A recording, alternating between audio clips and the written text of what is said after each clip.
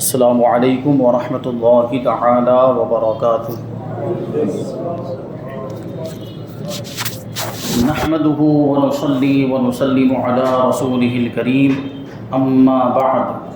فاعوذ باللہ من الشیطان الرجیم بسم اللہ الرحمن الرحیم ان اللہ وملائکته یصلون علی النبی یا ایھا الذین آمنوا صلوا علیہ وسلموا تسلیما اللهم صل علی سیدنا ومولانا محمد معدن الجود والکرم وآلہ الکرام وابنہ الکریم وبارک وسلم صلاۃ وسلاما علیک یا رسول اللہ صلی اللہ تعالی علیہ وسلم۔ سورہ بقرہ آیت نمبر 256 کی تفسیر ہے۔ اللہ تبارک و تعالی ارشاد فرماتا ہے لا اکراہ فی الدین قد تبین الرشد من الغی فمن یکفر بالطاغوت ویؤمن باللہ فقد استمسک بالعروۃ الوثقی لا انفصام لها واللہ سمیع علیم۔ دین میں کوئی زبردستی نہیں، بے شک ہدایت کی راہ گمراہی سے خوب جدا ہو گئی ہے۔ تو جو شیطان کو نہ مانے اور اللہ پر ایمان لائے اس نے بڑا مضبوط سہارا تھام لیا جس سہارے کو کبھی کھلنا نہیں، اور اللہ سننے والا جاننے والا ہے۔ یہاں پر اس آیت کریمہ میں یہ فرمایا جا رہا ہے کہ جو شیطان کا انکار کر دے اور اللہ تبارک و تعالیٰ پر ایمان لائے تو اس نے بڑا مضبوط سہارا تھام لیا، اس نے مضبوط رسی کو پکڑ لیا جو مضبوط رسی کبھی ٹوٹنے والی نہیں ہے، اور ایسی گرہ ہے جو گرہ کبھی کھلنے والی نہیں ہے، تو اس نے بڑا ہی اچھا کام کیا ہے۔ مگر یہ کہ وہ بندہ خود ہی اسے چھوڑ دے، یعنی جو اللہ تبارک و تعالیٰ پر ایمان لے آئے اور شیطان کا منکر ہو جائے اور شیطان سے پناہ مانگے تو اللہ تبارک و تعالیٰ بھی اس کی مدد فرماتا ہے۔ لیکن جو خود ہی شیطان کے جال میں پھنسنا چاہے، جو خود ہی اسلام کو پس پشت ڈال دے اور اللہ کی مضبوط رسی کو چھوڑ دے تو پھر وہ اللہ تبارک و تعالیٰ کی پناہ سے نکل جاتا ہے۔ یہاں پر یہ بات فرمائی کہ دین میں کوئی زبردستی نہیں ہے۔ تو اس سے پہلے جو آیت تھی جس کو آیت الکرسی کہا جاتا ہے، اس میں اللہ تبارک و تعالیٰ کی صفات کا ذکر ہوا کہ اللہ کے سوا کوئی معبود نہیں، وہ زندہ ہے، وہ دوسروں کو ساری چیزوں کو قائم رکھنے والا، اور وہی نہ اس کو اونگ آتی نہ اس کو نیند آتی ہے، وہ ساری کائنات کا مالک ہے، زمین و آسمان کی بادشاہت اسی کے لیے ہے، اور اس کی اجازت کے بغیر اس کی بارگاہ میں کوئی بھی شفاعت نہیں کر سکتا۔ یہ سب یہ خوبیاں اور اللہ تبارک و تعالیٰ کی صفات آیت الکرسی کے اندر بیان کی۔ تو صفات الہیہ کے بعد لا اکراہ فی الدین کہ دین میں کوئی زبردستی نہیں، یہ ارشاد فرمایا جا رہا ہے۔ تو اس ارشاد میں اس بات کی طرف اشارہ ہے کہ اب عقل مند آدمی کے لیے قبول حق میں تاخیر کرنے کی کوئی وجہ باقی نہیں رہی، یعنی جب ساری دلیلیں اس کے سامنے واضح ہو چکی، اسلام کی حقانیت اس کے سامنے واضح ہو چکی اور اللہ تبارک و تعالیٰ کی صفات بیان کر دی گئی، تو اب اسے حق کو قبول کر لینا چاہیے، اور حق کو قبول کرنے میں کوئی تاخیر نہیں کرنی چاہیے۔ کسی کافر کو جبرن مسلمان بنانا جائز نہیں، جبرن یعنی زبردستی، کسی کافر کو زبردستی مسلمان بنانا جائز نہیں۔ ہاں، کسی کافر کے سامنے آپ تبلیغ کر سکتے ہیں اور اسلام کا پیغام اس کو پہنچا سکتے ہیں، اسلام کی حقانیت، اسلام کے دلائل اور اسلام کی سچائی، اسلام کی خوبیاں اس کے سامنے آپ بیان کریں۔ اب اس کی مرضی ہے، وہ اگر واقعی اس کے دل میں ہدایت کا چراغ روشن ہوا تو وہ اسلام قبول کر لے گا، وہ اس کی مرضی پر چھوڑ دیا جائے، زبردستی تلوار کے زور پر یا پیٹ کر مار کر اس کو اسلام قبول نہ کروایا جائے۔ اسلام قبول کرنے میں کوئی زبردستی نہیں ہے۔ اور آپ دیکھیں گے تو صحابہ کرام کے دور سے لے کر یہ ماضی قریب تک بھی مجاہدین اسلام کا یہ معمول رہا کہ جب کسی ملک کو فتح کرتے تھے، کافروں کے ملک کو بھی، غیر مسلموں کے ملک کو بھی اگر وہ فتح کرتے تھے تو ان کو اسلام قبول کرنے پر مجبور نہیں کرتے تھے، بلکہ ان کو اختیار دیا جاتا تھا کہ چاہیں تو مسلمان ہو جائیں یا پھر جزیہ اور ٹیکس ادا کرنے پر راضی ہو جائیں اور اسلامی حکومت کے ماتحت رہنے پر راضی ہو جائیں۔ یہ دو آپشن ان کو دیے جاتے تھے، یعنی ان کو مسلمان ہونے پر ہی مجبور نہیں کیا جاتا تھا، زبردستی ان کو مسلمان نہیں بنایا جاتا تھا۔ اسی طریقے سے آپ دیکھیں تو ہمارے ملک میں بھی جو مسلمانوں کی حکومت رہی، اور مغلیہ دور حکومت اس سے پہلے بھی جو مسلمانوں کی حکومت رہی، محمود غزنوی، شہاب الدین غوری وغیرہ جو بادشاہ گزرے ہیں، تو ان بادشاہوں کے بھی حالات اگر آپ پڑھیں تو آپ کو پتا چلے گا کہ ان کی جو جنگیں ہوئی ہیں وہ سیاسی جنگیں ہوئی ہیں، جو کفار کے ساتھ جو جنگیں ہوئی وہ سیاسی جنگیں ہوئی، وہ ملک حاصل کرنے کے لیے، اپنی سلطنت کی حدود کو بڑھانے کے لیے، وہ جنگیں جو ہوئی وہ اس لیے ہوئی، وہ اسلام کو پھیلانے کے لیے نہیں۔ یہ الگ بات ہے کہ اس کے ضمن میں اسلام بھی پھیلا، لیکن یہ مطلب نہیں کہ تلوار کے زور پر اسلام کو پھیلایا گیا، اس کا یہ مطلب نہیں ہے۔ وہ یہاں پر بھی انہوں نے یہی طریقہ اختیار کیا کہ اسلام کو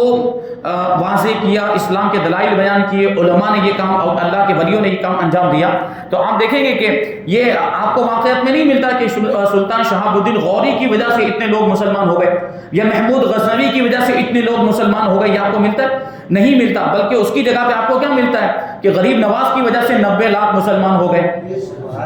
اور فلاں اللہ کے ولی نے اتنے ہزاروں کو کافروں کو مسلمان بنا دیا۔ تو وہ اللہ کے ولی وہ تلوار لے کر نہیں نکلتے تھے، وہ تو اخلاق کی تلوار لے کر نکلتے تھے میدان، اخلاق نبوی کی، اور حضور پاک صلی اللہ علیہ وسلم کی سیرت کا پیکر مجسم بن کر وہ میدان میں آتے تھے، تو ان کو دیکھ کر لوگ کلمہ پڑھ لیا کرتے تھے، تو یہ شان تھی۔ بہرحال زبردستی نہیں کی گئی، تو اگر کوئی الزام لگاتا ہے ہمارے مسلمان بادشاہوں پر یا مغلیہ دور حکومت میں جو بادشاہ گزرے، خاص طور پر سلطان اورنگزیب عالمگیر رحمۃ اللہ تعالی کے تعلق سے بڑا یہ پروپیگنڈا کرتے ہیں، اور معاذ اللہ ان کو ظالم و جابر بادشاہ ثابت کرنے کی کوشش کرتے ہیں۔ ایسا نہیں، اور ان کے تعلق سے یہ کہ وہ ہندوؤں کے، غیر مسلموں کے کٹر دشمن تھے، مندروں کو توڑ دیا کرتے تھے، لوگوں کو زبردستی مسلمان بنا دیا کرتے تھے، یہ ساری غلط باتیں۔ کیونکہ اگر ایسا ہوتا، مان لیجئے اگر یہ مغل بادشاہ جو ہیں یہ ہندوؤں کے دشمن ہوتے اور زبردستی ان کو مسلمان بنا رہے ہوتے، تو آج ہندوستان کے اندر ایک بھی ہندو باقی نہیں رہنا چاہیے تھا، ایک بھی غیر مسلم موجود نہیں ہونا چاہیے تھا، کیونکہ ان کا جو 600 سال کا عرصہ گزرا، 600 سال تک انہوں نے ہندوستان پر حکومت کی، تو وہ سب کو مسلمان بنا دیتے اگر ان کا یہ معاملہ ہوتا، زبردستی مسلمان بنانے کا اگر یہ معاملہ ہوتا تو یہ غلط ہے، یہ جھوٹی باتیں ہیں اور جھوٹے الزام لگائے جاتے ہیں۔ تو بہرحال یہ ہمارے قرآن پاک کے اندر یہ بات بیان کر دی گئی، تو پھر اگر کوئی اس کے خلاف عمل کرتا بھی ہے تو وہ اس کا عمل دلیل نہیں، قرآن پاک کی آیت کریمہ ہمارے لیے دلیل ہے، اور قرآن پاک میں فرمایا جا رہا ہے کہ دین میں زبردستی نہیں، اس کا مطلب یہ ہے کہ کسی کافر کو زبردستی مسلمان بنانا جائز نہیں ہے۔ ہم اس کے سامنے یہ ساری باتیں رکھیں گے، اب اس کی مرضی اس کو اسلام قبول کرنا ہے یا نہیں کرنا ہے، یہ اس کو تبلیغ کہا جاتا ہے۔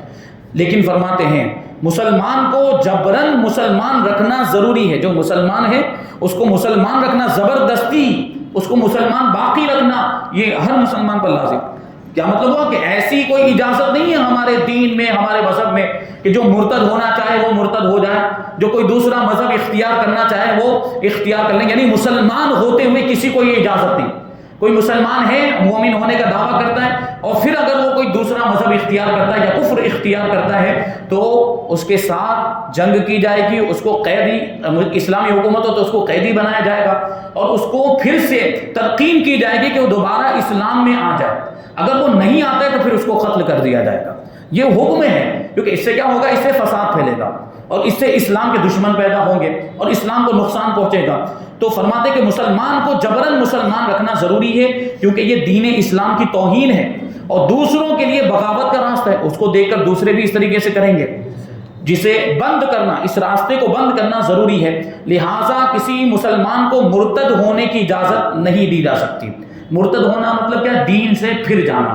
اسلام سے پھر جانا، اس کو ارتداد بھی کہا جاتا ہے۔ آج کل آپ یہ لفظ زیادہ سن رہے ہوں گے، ارتداد کا بڑا، وہ ہماری جو مسلم بہنیں ہیں، لڑکیاں ہیں، وہ مرتد ہو رہی ہیں اور ارتداد کا فتنہ پھیل رہا ہے۔ کیا ہو رہا ہے؟ باقاعدہ یہ وہ لو کرانتی چلا رہے ہیں اور ہماری بچیوں کو پھنسایا جا رہا ہے محبت کے جال میں، اور پھر وہ کافر بنایا جا رہا ہے، ان کو اسلام سے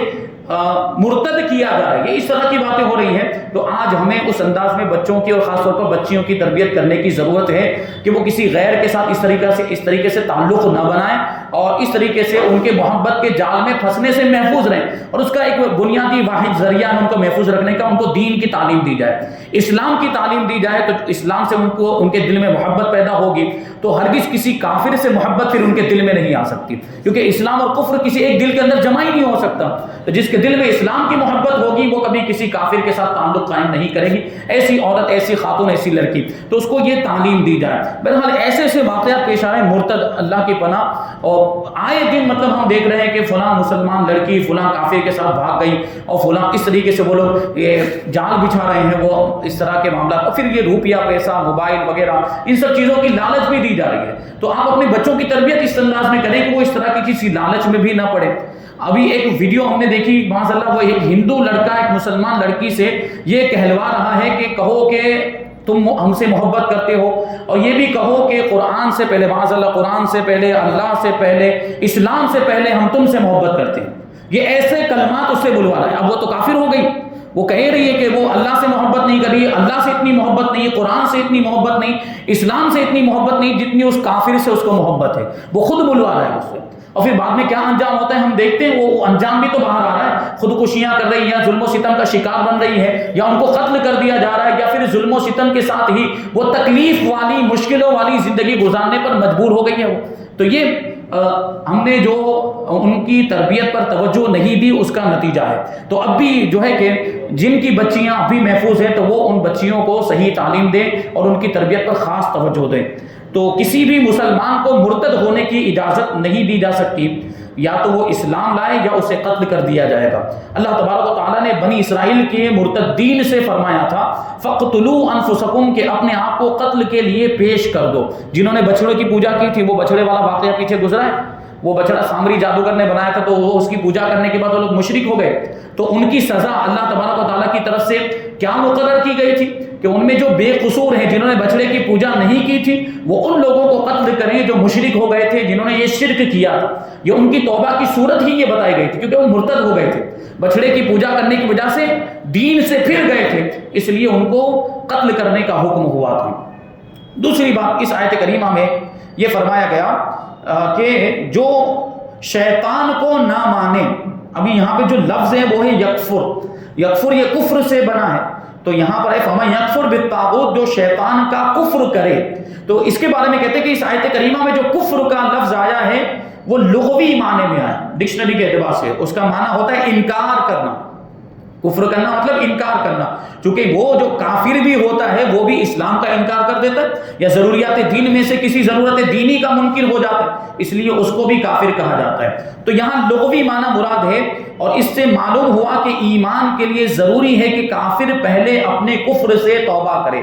اور بیزار ہو، یعنی اس کفر سے بالکل نفرت کا اظہار کرے، لا تعلقی کا اظہار کرے، اور اس کے بعد ایمان لائے تو اب اس کا ایمان لانا صحیح ہوگا۔ اگر کوئی مرتد ہو جائے، اسلام سے پھر جائے، تو وہ بھی صرف کلمہ پڑھ لینے یا مسلمانوں والا کوئی دوسرا کام کر لینے سے مسلمان نہیں ہوگا، جب تک وہ اس ارتداد سے توبہ نہ کرے، جب تک اپنے ارتداد سے اپنے کفر سے توبہ نہیں کرتا وہاں تک اس کو مسلمان نہیں مانا جائے گا۔ اگرچہ کلمہ پڑھتا رہے، اگرچہ مسلمانوں والے کام کرتا رہے، نماز پڑھنا شروع کر دے، لیکن جب تک اس ارتداد سے اس نے توبہ نہیں کی وہاں تک اس کو مسلمان نہیں مانا جائے گا۔ اس کفر سے، اس خاص کفر سے توبہ کرنا لازم اور ضروری ہے۔ تیسرے نمبر پر اس آیت میں طاغوت سے بچنے کا جو فرمایا گیا، طاغوت مطلب شیطان، اور اس سے بچنے کا حکم ہے اس میں، تو اس سے معلوم ہوا کہ اسلام پر مضبوطی سے وہی قائم رہ سکتا ہے جو بے دینوں کی صحبت، ان کی الفت و محبت اور ان کی کتابیں دیکھنے اور ان کے وعظ سننے سے دور رہے، اور جو اپنے ایمان کی رسی پر خود ہی چھریاں چلائے گا تو اس کی رسی کا کٹنے سے بچنا مشکل ہے۔ ظاہر سی بات ہے، ہم مسلمان ہیں، مومن ہیں، الحمدللہ اللہ تبارک و تعالیٰ نے ہمیں سنی صحیح العقیدہ بنایا، ہمیں اہل سنت و جماعت میں ہمیں پیدا فرمایا، تو اس چیز کو، اس نعمت کو ہمیں سنبھالنا ہے۔ ایمان کی دولت سب سے بڑی دولت ہے، اس کی حفاظت کرنا لازم و ضروری ہے۔ اب سوچیں، آپ کی جو دنیا کی دولت ہوتی ہے، ایمان کے مقابلے میں دنیا کی دولت کی کوئی حیثیت نہیں، لیکن ہم دنیا کی دولت کی کتنی حفاظت کرتے ہیں، اس کو سنبھال کے رکھتے ہیں، تجوری میں رکھتے ہیں، تالے میں رکھتے ہیں۔ تو ایمان تو سب سے بڑی نعمت ہے، ایمان تو سب سے بڑی دولت ہے، تو اس کی کتنی زیادہ ہمیں حفاظت کرنی چاہیے، کیونکہ ایمان ہمیں آخرت میں کام آئے گا۔ یہ دنیا کی دولت تو صرف دنیا میں ہی کام آئے گی، جبکہ ایمان اگر سلامت ہے، ایمان پر اگر ہمارا خاتمہ ہوا ہے تو ہم جنت میں جائیں گے اسی ایمان کی بدولت، اسی ایمان کے نتیجے میں، اسی ایمان کے صدقے میں ہم جنت میں جائیں گے۔ لیکن اگر معاذ اللہ کسی کا خاتمہ کفر پر ہو گیا، کسی کا ایمان سلامت نہیں رہا، معاذ اللہ وہ کافر ہو گیا یا مرتد ہو گیا، تو پھر وہ ہمیشہ جہنم میں جلتا رہے گا۔ اگر اسی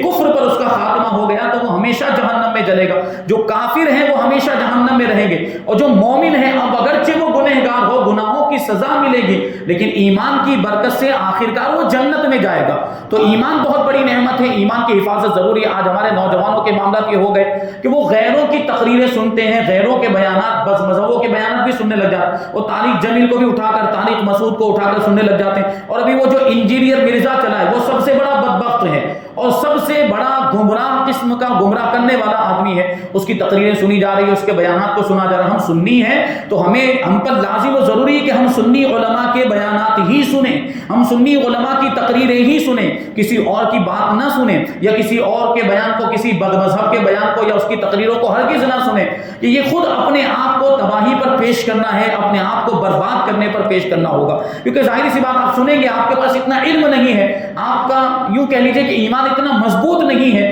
خدا نہ خواستہ آپ کو ان لوگ کی کوئی بات پسند آنے لگ گئی اور آپ بھی گمراہ ہو گئے ان کی باتوں کو سن کر۔ اور یہ ہوتا بھی، ہم دیکھتے بھی ہیں، وہ طارق جمیل کے بارے میں بہت سے لوگ کہتے ہیں کہ بہت اچھا بولتا ہے، اس کے بولنے کا انداز بہت اچھا ہے۔ تو کیا خالی بولنے کا انداز یا بہت اچھا بولتا ہے اس وجہ سے اس کو سننا شروع کر دیں گے؟ یہ گمراہ لوگوں کو سننا شروع کر دیں گے، اس کی ہرگز اجازت نہیں ہے۔ یہ اپنے آپ کو خطرے میں ڈالنا ہے، یا اپنے ایمان کو خطرے میں ڈالنا ہے۔ میں ایک واقعے کے ذریعے آپ کو سمجھانے کی کوشش کروں۔ ایک اللہ کے ولی تھے، ایک بزرگ تھے، ایک بہت بڑے عالم دین تھے، پاکستان سے ان کا تعلق تھا۔ تو وہ بہت بڑے عالم دین،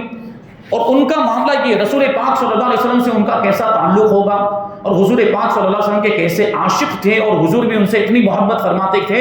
کہ روزانہ خواب میں ان کو حضور کا دیدار ہوتا تھا۔ سبحان اللہ، سبحان اللہ۔ روزانہ خواب میں ان کو حضور کا دیدار ہوتا تھا۔ سوچیں وہ کیسے عاشق رسول ہو گئے۔ لیکن ایک رات وہ اپنی گھر کی چھت پہ سو رہے تھے، آرام فرمانے کے لیے گئے، تو قریب ہی میں کسی بد مذہب کا جلسہ ہو رہا تھا،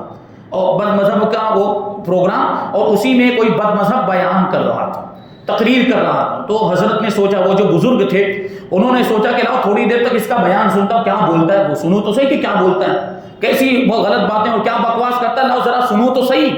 انہوں نے سوچا اور تھوڑی دیر تک اس کے بیان کو آپ نے سنا، پھر آپ کی آنکھ لگ گئی، سو گئے۔ روزانہ حضور پاک صلی اللہ علیہ وسلم کا دیدار ہوتا تھا، لیکن اس رات آپ کو حضور کا دیدار نہیں ہوا۔ اللہ اکبر۔ اب بہرحال وہ بہت روئے، بہت افسوس کیا، اور حضور پاک صلی اللہ علیہ وسلم کی بارگاہ میں استغاثہ کیا، فریاد کی کہ روزانہ مجھے دیدار ہوتا تھا لیکن آج دیدار کیوں نہیں ہوا، اور یہ سلسلہ کیوں موقوف ہو گیا۔ بہت حضور پاک صلی اللہ علیہ وسلم کی بارگاہ میں اپنی حاجت کو پیش کیا اور فریاد کی، حضور کو پکارا۔ تو حضور پاک صلی اللہ علیہ وسلم کا بہرحال بعد میں دیدار ہوا، تو اللہ کے رسول صلی اللہ علیہ وسلم کی بارگاہ میں عرض کرتے ہیں کہ یا رسول اللہ اس دن کیوں دیدار نہیں ہوا؟ تو حضور پاک صلی اللہ علیہ وسلم نے اس وقت ارشاد فرمایا تھا کہ اس وجہ سے ہم تشریف نہیں لائے خواب میں، چونکہ تم نے ہمارے گستاخ کی باتوں کو سنا تھا، تم نے ہمارے گستاخ کی بد مذہب کی باتوں کو سنا تھا، اس لیے یہ اس کی بے برکتی تھی کہ تمہیں اس دن دیدار نصیب نہیں ہوا۔ سوچیں آپ کہ ان کی تقریروں کو سننے کی وجہ سے وہ بزرگ عالم دین، وہ عالم ہونے کے باوجود حضور پاک صلی اللہ علیہ وسلم کے دیدار سے محروم ہو گئے، تو ہمارا آپ کو پتہ نہیں کیا نقصان ہو سکتا ہے۔ تو غور کرنے کی ضرورت ہے اور اپنے ایمان کو بچانے کی ضرورت ہے۔ بہرحال اس بارے میں اور بھی باتیں کہی جا سکتی ہیں، اور اس کے بعد جو آیت کریمہ ہے اس میں بھی یہ شیطان کا ذکر ہے، اور اللہ تبارک و تعالیٰ جو ایمان والوں کی مدد فرماتا ہے۔ اللہ تبارک و تعالیٰ ایمان والوں کا والی اور مددگار ہے، وہ ایمان والوں کو تاریکیوں سے اجالے کی طرف لے کر آتا ہے، یعنی اللہ تبارک و تعالیٰ ایمان کی طرف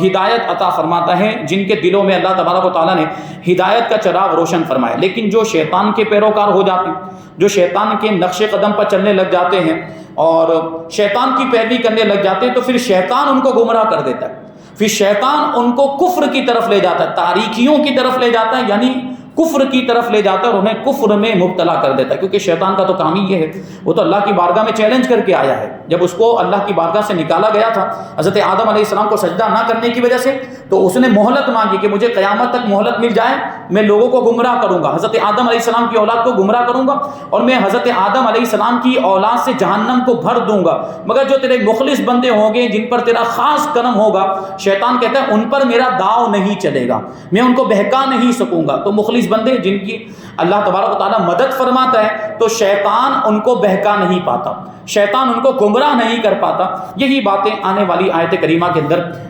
ذکر کی گئی، انشاءاللہ اس کو ہم آئندہ درس میں شامل کریں گے۔ اللہ تبارک و تعالیٰ کی بارگاہ میں دعا ہے کہ جو کچھ بھی بیان ہوا اس پر ہم سب کو عمل کرنے کی توفیق عطا فرمائے اور نور قرآن سے ہم سب کے دلوں کو روشن اور منور فرمائے۔ وما علینا الا البلاغ۔ الفاتحہ۔